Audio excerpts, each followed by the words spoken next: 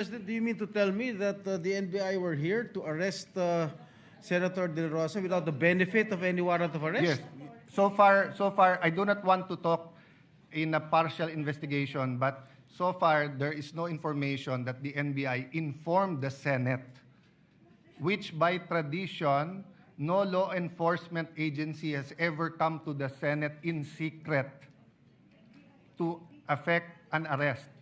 Usually they have an arrest warrant and they coordinate with the office of the Senate President, and the Senate President calls a caucus to get the details. No? But if there's no objection, I will recognize Senator Soto, but if there's no objection, I will just direct and allow the Sergeant of Arms to conduct the investigation. Is that okay? Mr. President, may I suggest that we just follow your instructions and then go into a suspension so that because of some vital information that Yes. we're discussing, which might be detrimental Prejudicial. to the records of the Senate later Yes. on. Yes. So that was the in the meantime. initial verbal report of the Sergeant at Arms, but let us wait for the official full-length report that we're giving him 20, 30, 40 minutes to finish. But please do that, General, so that we will know our actions. In the meantime, they are not allowed to leave the Senate. No? Senator Marcoleta. Mr. President, what happened to Senator Bato this afternoon does not only concern him. Most importantly, this concerns the very institution where he belongs. It is not only a disrespect to an incumbent and sitting senator of the Republic, but this is an act ridiculing this institution. Hindi po simpleng bagay yun, Mr. President. Kahit na po sinasabi natin na wala namang complaint or charges against him, wala namang bakit sila mag-aaresto, that's another point, Mr. Speaker. Yun lamang po napigilan siya, na pumasok siya para gampanan ang tungkulin niya. They already violated at least Article 145 of the Revised Penal Code. Marami po ang implication nito, Mr. President.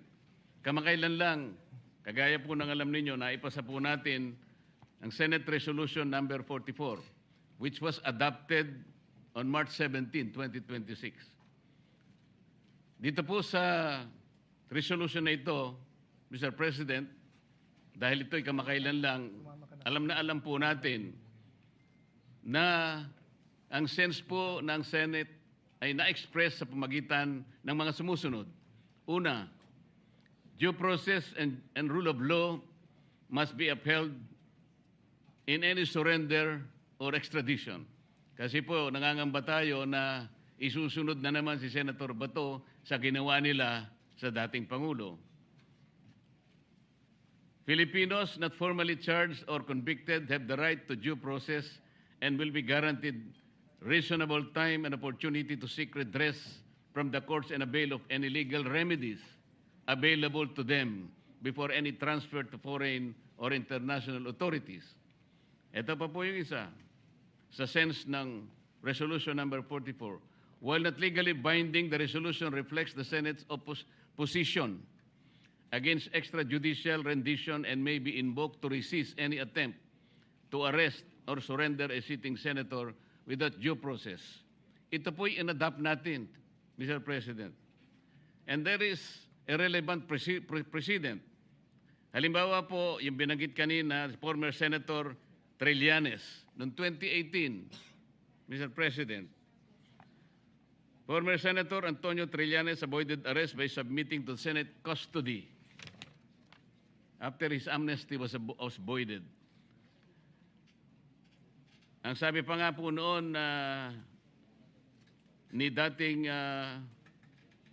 the former President of the Senate, our friend Vicente Soto III, maintained that no senator would be arrested within Senate premises to preserve the institution's dignity. Salita po ito ng ating colleague, Mr. President. The Trillanes precedent shows that the Senate can refuse to allow any arrest within Senate premises, even for a non-bailable offense, Mr. President. Senate Resolution Number 44 strengthened this position. While not legally binding, it expresses the Senate's official stand on this matter. Filipinos must be protected from extrajudicial rendition. They must be given reasonable time to seek legal remedies before any surrender or extradition. Due process must be strictly observed. This gives the Senate, Mr. President, a policy basis to resist any attempt to arrest or surrender Senator Bato to international authorities without due process. Even if offense is non-bailable, Senator Bato is still or should still be protected as long as he remains inside the Senate. Because, number one, Senate can assert custody over him as it did with Trillanes. Number two, Senate can refuse any entry to arresting officers. And number three, Resolution number 44 provides political and procedural justification to delay or prevent arrest or surrender to international authorities. Mr. President, the arrest cannot be executed inside the Senate, and the senator can seek judicial remedies while under Senate custody. Thank you, Mr. President. Your manifestation is well taken and noted. I will restate that any government entity or any body, even judicial and quasi-judicial legislative bodies, their existence, of course, is always a priority. And when you have a collegial body like the House or the Senate, its members are given not only rights and responsibilities, but also privileges. That's why there is also immunity against suit, because if you look at history, when the kings and queens in Europe allowed parliament to meet, they would kidnap or stop or arrest members of parliament from going to parliament if they think that parliament will be acting contrary to their wishes or interests. And that's primarily the reason why, although we opted for the presidential form of government, it is the immunities is still found in our Constitution. Having said that, there are also a list of criminal offenses, including preventing a legislative body from meeting. There are also a list of criminal offenses, for example, an assault on a person of authority. But it is really unprecedented for a senator to experience this within our premises. Having said that, I think it is prudent, as Senator Soto said, let us complete the investigation, get all the facts. But I do that in that manner, we'll be able to act accordingly.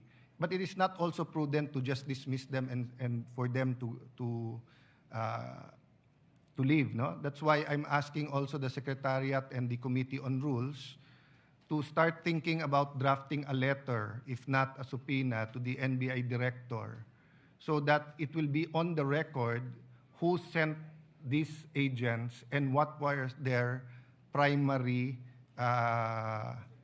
objectives, or under what authority were they acting and what was their mission. No?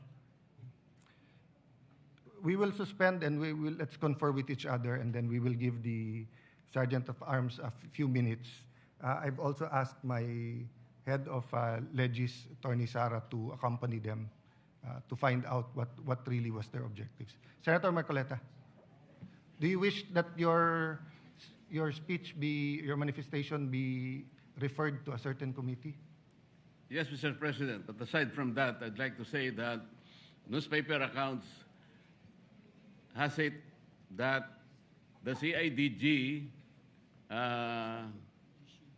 issued a subpoena to Senator Bato on issues of extrajudicial killing. Mr. President, if that is a fact, then an impending case, a domestic case, is yet to be lodged against the senator. And therefore, with much reason, that the ICC cannot do anything because the case is already actively being pursued domestically, meaning to say it is within the ambit of our local jurisdiction. And considering that the ICC's core framework rests on the principle of complementarity, it is with much reason that the ICC has nothing or does anything to do with this because our domestic law has acquired jurisdiction already. Thank you, Mr. President. That's correct, Senator Marcoleta. In fact, many members put on record when we passed that resolution that while the Philippine Constitutional is operational, the warrant of arrest has to be issued by a Philippine judge. It has to be from the judicial authority. So if they can show a foreign warrant, it still should be presented before a Philippine judge, and the Philippine judge has to still use the same parameters or requirements by the Philippine Constitution as to personal knowledge, as to the quality of the evidence or the quantum of evidence needed in order to justify a warrant of arrest. No? So we have two choices whether to refer to the Committee on Rules since it affects the privileges and the rights of every senator, or we can refer it to the Committee on Public Order. However, there is still no chairman yet unless the acting majority leader wants to nominate Senator Bato as the chairman of the Committee on Public Order. The chair will wait for a...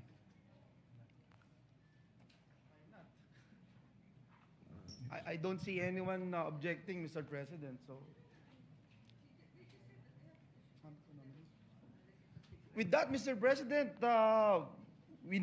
this representation would like to nominate the first chairperson of the new Senate Committee on Public Order, and that would be Senator Ronald Bato de la Rosa. So move, Mr. President. Is there no objection? He is so elected. And maybe... just for the record, no senator was allowed to be arrested ever inside the Senate premises.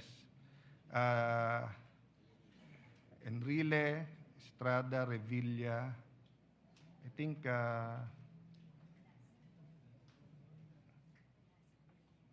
Trillanes, 4 na yon. So kung si Leila, de 5 na yon. Never been allowed arrested. And there's always been coordination with the Office of the Senate President. So Senator Marcoleta brought up two issues, the NBI and the CIDG. So we're referring it to both the Committee on Rules and the Committee on Public Order. Mag-usap na lang yung dalawang chairman so that we can get to the bottom of this. So session is suspended. Ang napakinggan nyo po ay ang nagpapatuloy na Senate plenary session kung saan po pinangungunahan ito ng bagong Senate President na si Senator Alan Peter Cayetano, kung saan nga po sinasabi o ginigiit ng ilang senador gaya ni Senador Rodante Marcoleta na hindi pwedeng arestuhin o isuko si Senador Bato de la Rosa